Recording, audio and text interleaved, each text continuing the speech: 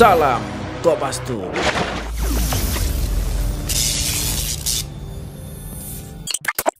Assalamualaikum warahmatullahi wabarakatuh. Salam Kopastus.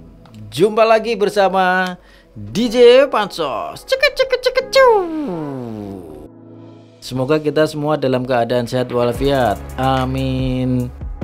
Berkembang berita mengenai kebijakan dari Kemenaker mengenai JHT, Jaminan Hari Tua, di mana nomor 2 tahun 2022 menyatakan bahwa JHT ini baru bisa dicairkan pada saat pekerja nanti pada usia 56 tahun. Kita simak dulu tentang isi dari kebijakan permen tersebut.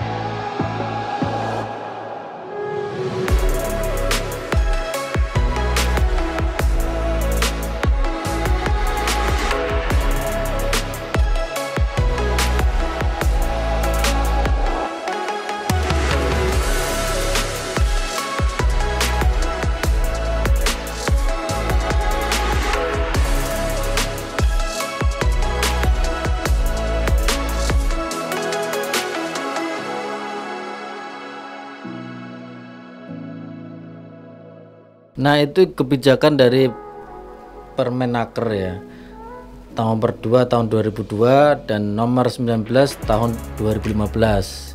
Yang tahun 2015 begitu karyawan atau pekerja mengundurkan diri atau di PHK, sebulan setelah itu bisa langsung dapat dicairkan.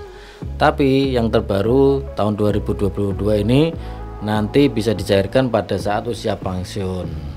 Kita lihat bagaimana pendapat dari masyarakat. Sebenarnya kan yang saya tahu di sini bahwa untuk pencairan ini ada di umur 56 berarti kan ya. Dan seperti yang kita ketahui bahwa setiap orang ini memiliki rentan waktu selesai bekerja ataupun di PHK pun bisa tidak ada yang tahu gitu. Karena kan 56 ini hanya sebagai batas ya. Jadi menurut saya di sini masih kurang relevan jika akan diterapkan nantinya seperti itu. Ini kan aturan baru lagi ya. Saya bilang bentuk tidak konsisten pemerintah nih. Karena bikin aturan rubah terus tanpa melibatkan, kalau saya bilang tuh rakyat yang ujung-ujungnya rakyat yang jadi masalah gitu. Kenapa harus nunggu 56? Kalau yang pensiun normal nggak ada masalah. Mungkin kalau yang katakan umur 50 dikena PHK dalam kondisi begini, terus mau ngapain? Itu testimoni dari para pekerja atau dari masyarakat. Selain itu dari Ketua KSPI Konfederasi Serikat Pekerja Indonesia tidak menyetujui adanya Permenaker baru ini. Said Iqbal memberi itu pernyataan Ketua KSPI. Kita juga simak dari Dirjen Kemenaker. Kalau seseorang ter-PHK sebelum usia 56 tahun, dia bisa ngeklaim JHT. Jadi tidak benar juga sih narasi-narasi yang mengatakan bahwa Permenaker 2 2022 ini hanya bisa diambil manfaatnya hanya umur 56, sebelumnya nggak bisa. Tetap bisa. Kalau seorang ter-PHK dia bisa mengambil atau cacat. Kalau cacat total kematian jelas total ya bisa diambil walaupun sebelum 56. Tapi kalau ter-PHK bisa diambil yaitu 30% untuk perumahan, entah dia melanjutkan kredit ya, misalnya dia PHK kan dia nggak ada uang lagi untuk nggak ada income, dia bisa ngambil 30% ini atau uang muka perumahan. Kemudian 10% juga bisa diklaim untuk manfaat lainnya, uang cash, misalnya untuk bayar sekolah anak dan sebagainya. Nah sisanya saldonya nanti memang usia 56. tahun gitu. Sekarang pertanyaannya kalau orang ter-PHK kemudian dia mau wirausaha kan, mau bekerja buka usaha baru. Nah, dia juga masih bisa ngeklaim yang tadi, yang 30%, lalu yang 10%. Dia juga dua-duanya tadi bisa ikut JKP ya, jaminan kehilangan pekerjaan, yang sebentar lagi launching. Nah, tapi yang wirausaha ini jangan terus, oh berarti saya nggak ada tambahan modal dong, karena saya nggak bisa ngambil dari JHT uang sepenuhnya dengan adanya permen ini.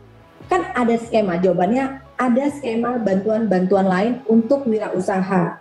Yaitu misalnya di Naker sendiri, Kemnaker ada namanya program TKM, Tenaga Kerja Mandiri. Yang tahun lalu saja, 2021, kami memberikan sebesar 171 paket program tenaga kerja mandiri buat para wirausahawan yang berasal dari pengurus-pengurus serikat pekerja. 171, bayangkan, itu paket ya.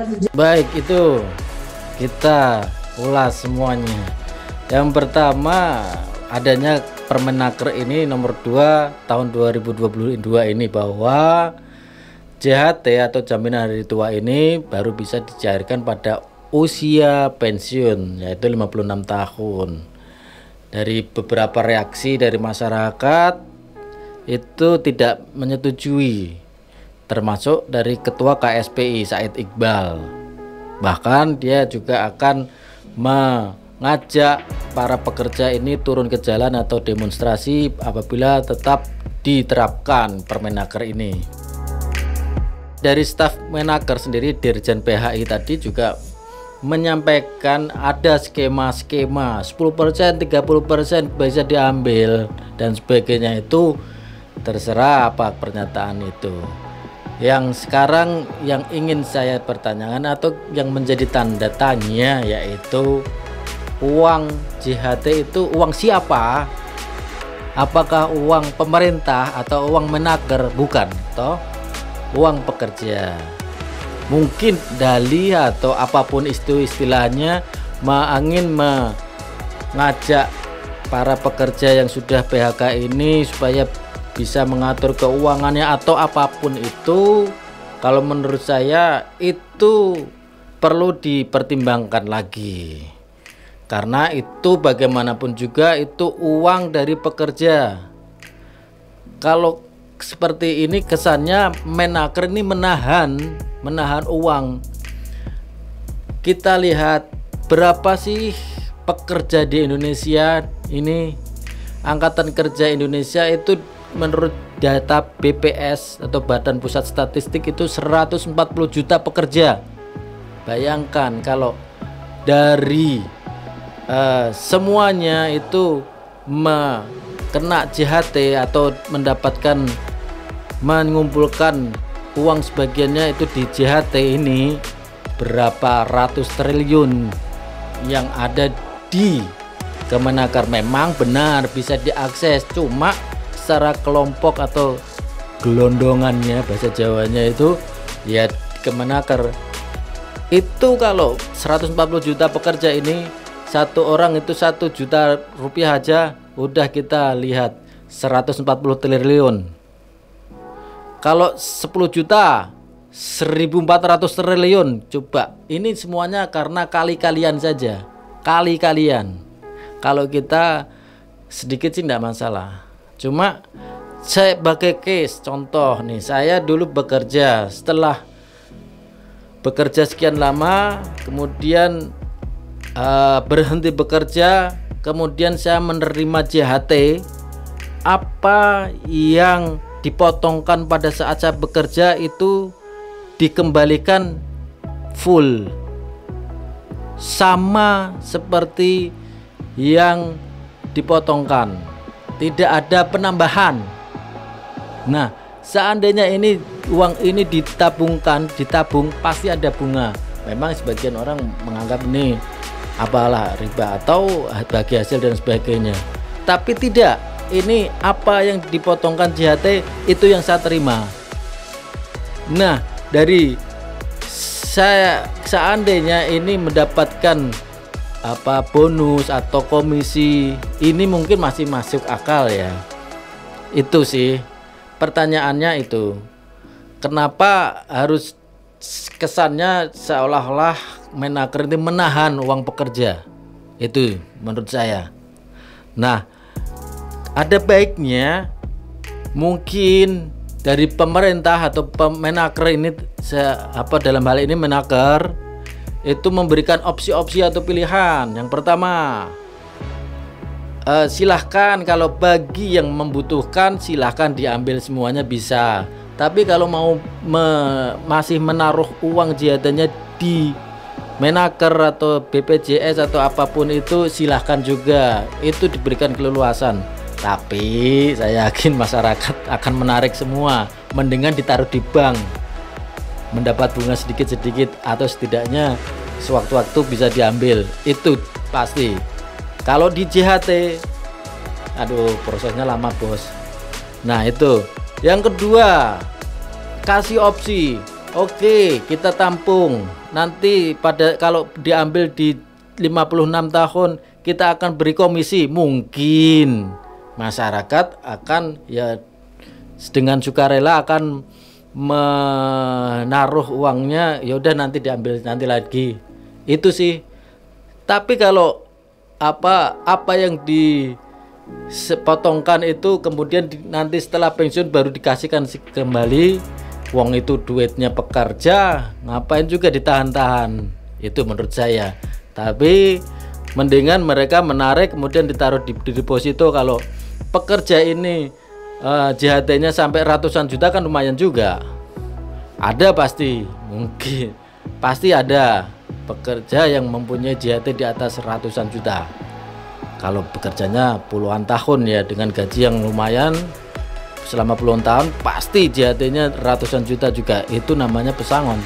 Itu bisa dibilang bukan pesangon sih, itu ya uangnya dia sendiri. Tapi kalau dia ambil kemudian didepositokan kan lumayan.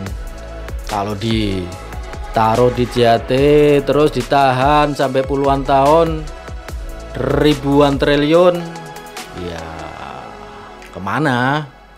Seandainya itu dari uang itu didepositokan di bank dunia, mungkin udah triliun, miliaran juga atau ratusan miliar juga mendapatkan bunga atau mendapatkan bagi hasil ya. Itulah mungkin kita lebih berpikirnya, kalau saya pribadi berpikirnya ke sana. Tapi kalau dari pihak Menaker dengan memberikan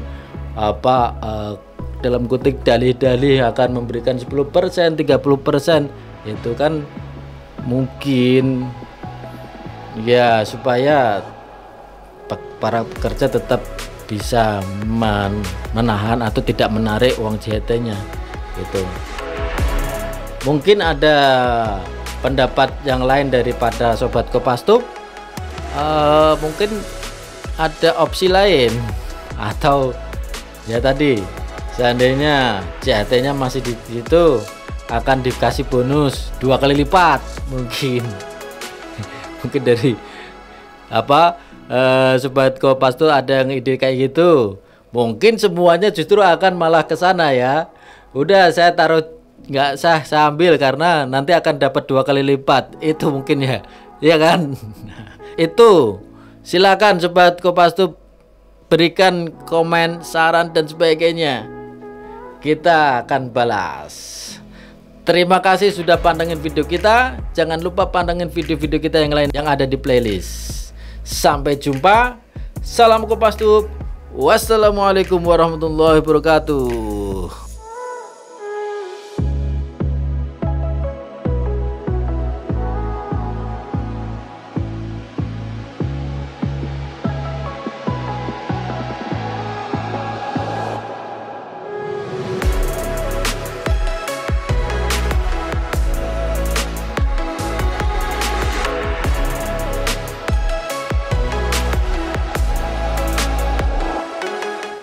Salam Kopastus.